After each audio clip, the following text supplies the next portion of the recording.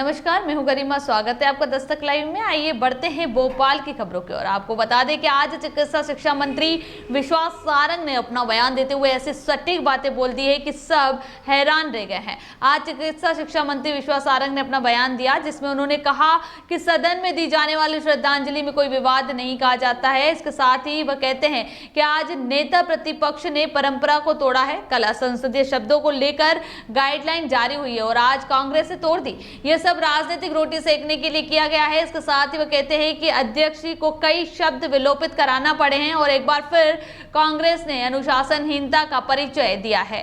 सभा हो, राज्यसभा हो या विधानसभा हो, हमारे यहाँ की यह गौरवशाली परंपरा रही है कि एक सत्र और दूसरे सत्र के बीच में जिन विशिष्ट लोगों की मृत्यु हुई है उनके प्रति हम श्रद्धांजलि अर्पित करते हैं।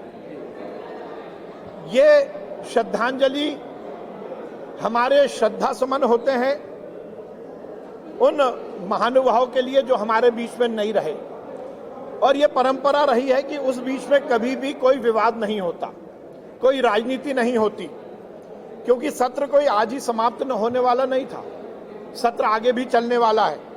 पर कांग्रेस जिस प्रकार से आज अपना व्यवहार यहाँ पर उन्होंने दर्शाया है और खासकर नेता प्रतिपक्ष ने जिस प्रकार से इस परंपरा को तोड़ा है, ये निश्चित रूप से दुर्भाग्यपूर्ण है।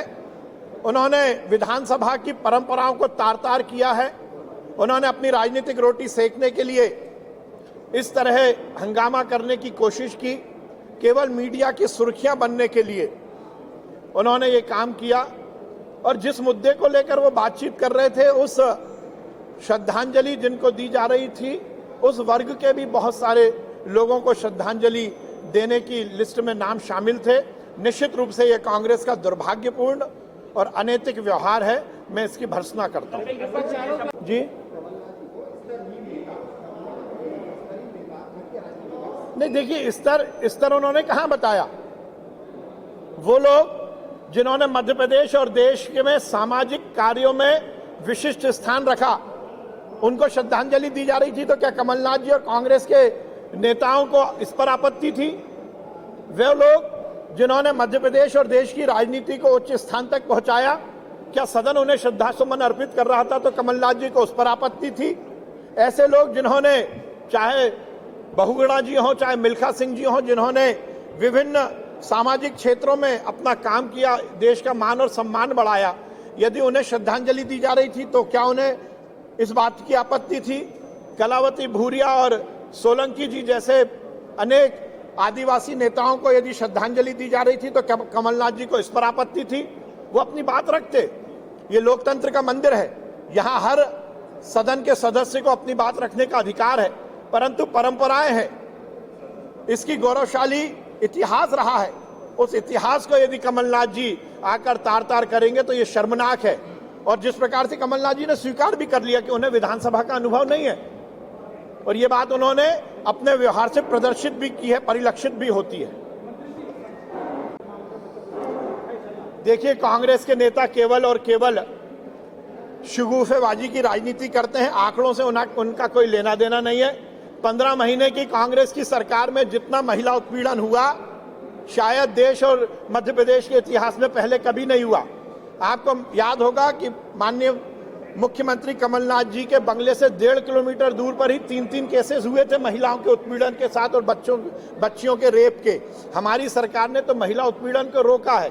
यदि वो आंकड़ों की बात करते हैं तो हमारी सरकार का स्पष्ट निर्देश है कि एफआईआर तुरंत दाखिल होनी चाहिए, दर्ज होनी चाहिए। कांग्रेस के समय कांग्रेस के नेता एफआईआर ही दर्ज नहीं होने देते थे, वो उत्पीड़ित महिलाओं को थाने से भगा दिया जाता था। हमारी सरकार का स्पष्ट निर्देश है कि किसी भी तरह की इस तरह की यदि घटना की जानकारी मिलती है या कोई उत्पीड़ित महिला आती है तो एफआईआर तत्काल प्रभाव से दाखिल की जाए। ये हमारी सरकार है जिसने 12 साल से छोटी महिलाओं के खिलाफ दुष्कर्म के आरोपियों को सजाए मौत, फांसी की सजा देने का कानून बनाया। तो हम तो महिला उत्पीड़न के खिलाफ हर समय काम करते रहे। Thank you. जो कल की गाइडलाइन जारी की थी, आज फिर टूट गई है। नहीं, देखिए, माननीय अध्यक्ष जी ने जो असंसदीय शब्दों का जिक्र किया है उसकी वो नहीं बोले जाने चाहिए, क्योंकि माननीय अध्यक्ष जी ने बहुत सारी बातों को विलोपित कर दिया है। इसलिए मैं उस पर कोई टिप्पणी नहीं करना चाहता। परंतु ये बात सही है कि आज कांग्रेस ने अपने फिर से अनुशासनहीनता का परिचय दिया है। लेकिन